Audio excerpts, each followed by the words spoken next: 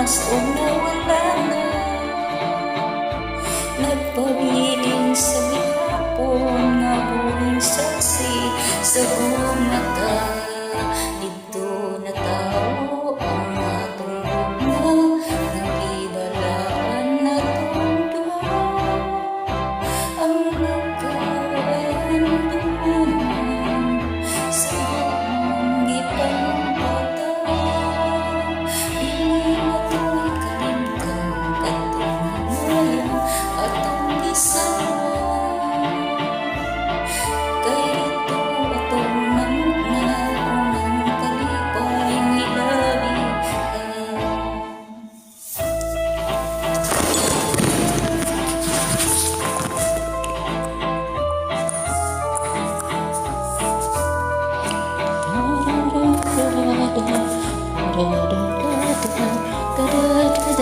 ka.